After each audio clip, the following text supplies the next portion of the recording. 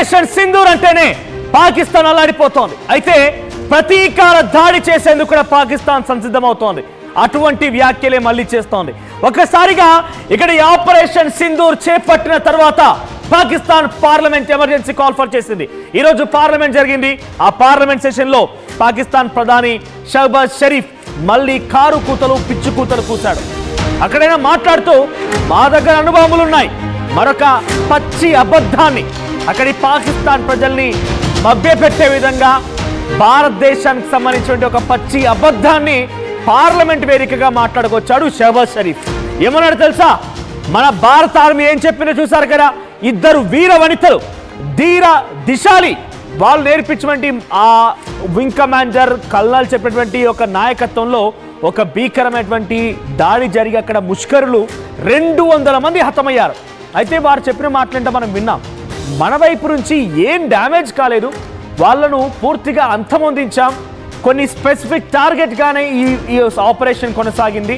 అక్కడ కూడా సివిలియన్స్ని మేమేం చేయలేదు, కేవలం ఉగ్రవాద సంస్థల్ని పెంచి పోషించేటువంటి ఆ స్థావరాలు మాత్రం ఢీ కొట్టామని చెప్పి చాలా క్లియర్గా colonel Sofiya Qureshi, wing commander Vyomika Singh చెప్పుకొచ్చారు. కానీ ఇక్కడ ఆయన పాకిస్తాన్ ప్రధాని అయితే కావచ్చు, కానీ ఒక భారతీయ పౌరుడిని, భారతీయుడిని నా దేశం వైపు వస్తే ఎదుటివాడు ఎంతోడైనా సరే నేను మాత్రం గౌరవించను. వాడు గౌరవిస్తే నేను గౌరవిస్తా. అందుకే అంటున్నాను, ఇక్కడ పాకిస్తాన్ ప్రధాని అయినా సరే వాడేం చెప్పాడు తెలుసా?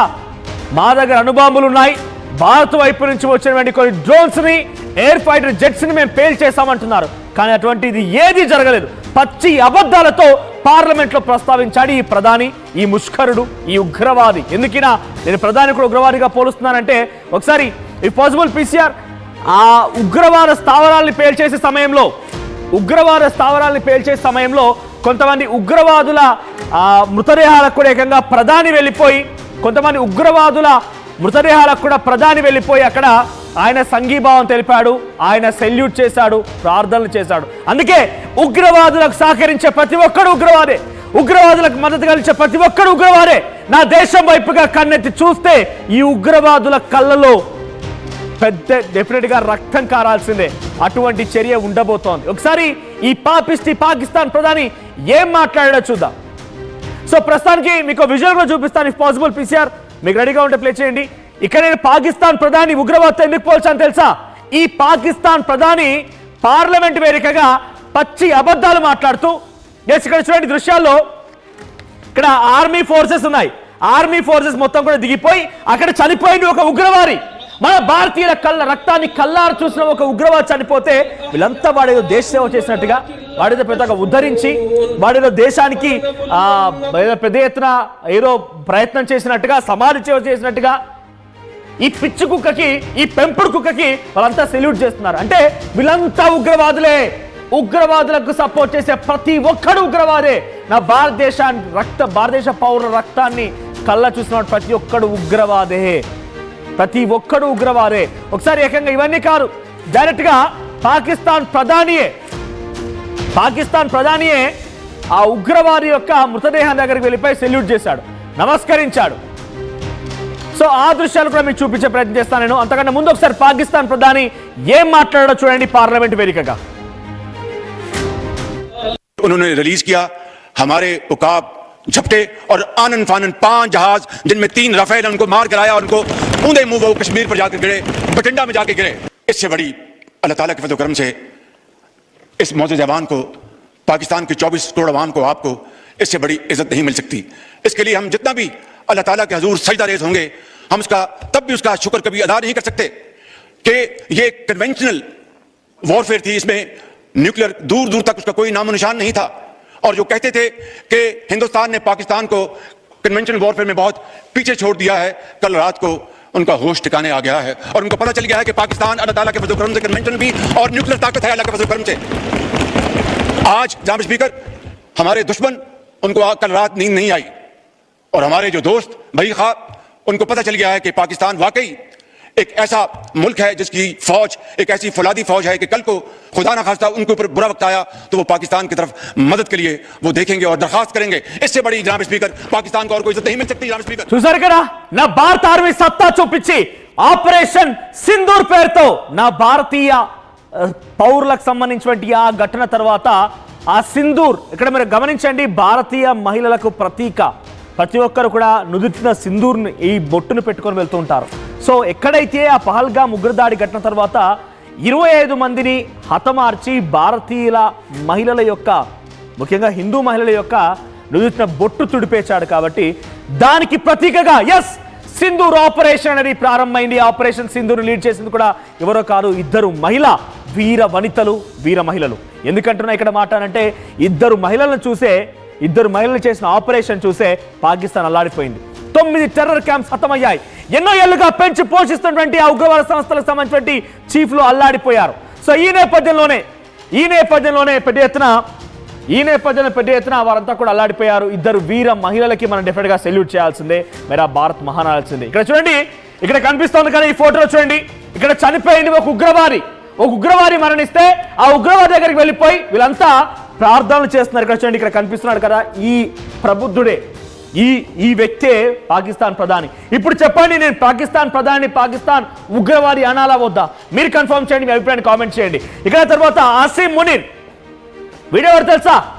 ఏకంగా పాకిస్తాన్ ఆర్మీ చీఫ్ ఆసిమ్ మునీర్ అక్కడ చనిపోయిన ఉగ్రవాది ఇంటికి వెళ్ళిపోయి ప్రార్థనలు చేస్తున్నాడు. మనం చాలా క్లియర్ గా చెప్పాం, ఉగ్రవాద స్థావరాలనే మట్టు పెట్టామని చెప్పి. ప్రధాని, పాక్ ఆర్మీ చీఫ్ ఇద్దరు వెళ్ళిపోయి ఉగ్రవాదుల మృతదేహాల దగ్గర ప్రార్థనలు చేస్తున్నారు, వారికి సంఘీభావం తెలుపుతున్నారు, వారి మృతదేహాల పైన పాకిస్తాన్ జాతీయ జెండాను ఎగరవేస్తున్నారంటే అర్థం చేసుకోండి ఇక ఉగ్రవాదాన్ని ఎంత పెద్ద ఎత్తున పెంచి పోషిస్తున్నామని. ఇది సరిపోతుంది ప్రపంచ దేశాల ముందు ఉగ్రవాదాన్ని ఎంతలా పాకిస్తాన్ పెంచి పోషిస్తుందనే దానికి. ఇది సరిపోతుంది ప్రపంచ దేశాల ముందు భారత్ ఎందుకు పాకిస్తాన్ పైన రగిలిపోతుంది అర్థం చేసుకోవడానికి. ఇప్పటికే మన భారత సంబంధించినటువంటి ఎన్ఎస్ఏ చీఫ్ చాలా క్లియర్గా అటు రష్యా, ఫ్రాన్స్, బ్రిటన్ ఇటువంటి దేశాల అధికారులతో కూడా మాట్లాడుకొచ్చారు. పాకిస్తాన్ చూడండి ఇంత పెద్ద మొత్తంలో ఉగ్రవాదానికి సహకరిస్తోంది, ఉగ్రవాదులకి సంఘీభావం తెలుపుతోంది, ఉగ్రవాదులకు సంబంధించి ఏకంగా ప్రార్థనలు చేస్తోంది. సో ఇది సరిపోతుంది కదా ప్రపంచ దేశాల ముందు పాకిస్తాన్ ఒక టెర్రర్ కంట్రీ అని డిక్లేర్ చేయడానికి. సో డైరెక్ట్ గా పాయింట్కి వస్తున్నాను. అయితే ఇక్కడ పాకిస్తాన్ ప్రధాని ఇప్పుడు ఇక్కడ కనిపించేటువంటి ఈ వ్యక్తి ఏమంటున్నాడు తెలుసా? పాకిస్తాన్ పైన ఆయన ఆపరేషన్ సింధూర్ చేపడుతున్న నేపథ్యంలో భారత్ ఫైటర్ జెట్స్ ని కొన్నిటిని మేము పేల్ చేశాము, అది కదా పాకిస్తాన్ సత్తా అనగానే ఎన్నుకున్నటువంటి కొంతమంది పిచ్చి కూకలు, పిచ్చి ముక్కలు వీళ్ళందరూ కూడా బల్లలు జరుస్తున్నారు. కానీ వాస్తవం ఏంటో తెలుసా? మనకు కనీసం ఒక చీమ కూడా కుట్టలేదు. జరిగినటువంటి వార్లో కనీసం ఒక చీమ కూడా కుట్టలేదు. భారత్ చాలా సేఫ్గా వెళ్ళింది.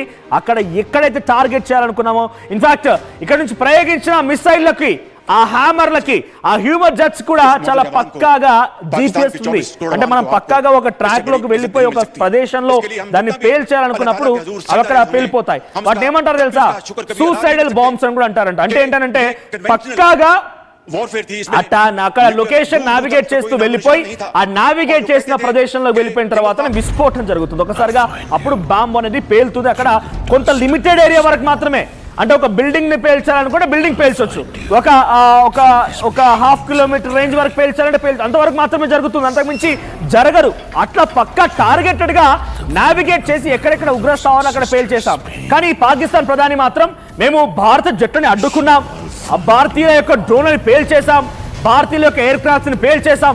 వాస్తవానికి మన భారత సంబంధించినటువంటి ఎయిర్ క్రాఫ్ట్ డ్రోన్లు ఏవి కూడా పాకిస్తాన్ భూభాగంలో వెళ్ళలేరు, కానీ బార్డర్ నుంచే ఆ దాడులు జరిగాయి. వాళ్ళేదో పేల్చమనగానే ఇవన్నీ కూడా పచ్చి అబద్ధాలని ప్రజలకు ముందు ఏకంగా పార్లమెంట్ సాక్షిగా చెప్తున్నాడు ఈ ప్రధాని. సో దీనికి తిప్పికొట్టే విధంగా భారత ఆర్మీ కూడా సమాధానం చెప్పింది. ఒకసారి ఆర్మీ వింగ్ కమాండర్ ఇప్పుడు ఏదైతే జరిగిందో ఈ ఆపరేషన్ సింధూర్కి సంబంధించి వింగ్ కమాండర్ వ్యోమికా సింగ్ మాట్లాడుకొచ్చారు. ఎటువంటి డ్యామేజ్ లేదు మన వైపు నుంచి, కానీ we are ready to face any kind of action from Pakistan, we will recreate the action from Pakistan, తమ సత్తా ఏంటో చాటుతాము, అన్ని రకాలుగా సిద్ధంగా ఉన్నామని చెప్పి ఒక ధైర్యశాలి దిశాలిగా వింగ్ కమాండర్ చెప్తున్న మాట కనబడుతుంది. ఒకసారి తను ఏం మాట్లాడారో చూద్దాం. Was ensured so that there will be no collateral damage. The point of impact in each of the target was a specific building or a group of buildings. All the targets were neutralized with clinical efficiency, and the results reiterate the professionalism of the Indian Armed Forces in the planning and execution of their operations. No military establishments were targeted. India has demonstrated considerable restraint in its response. However, It must be said that the Indian Armed Forces are fully prepared to respond to Pakistani misadventures, if any, that will escalate the situation. That there was.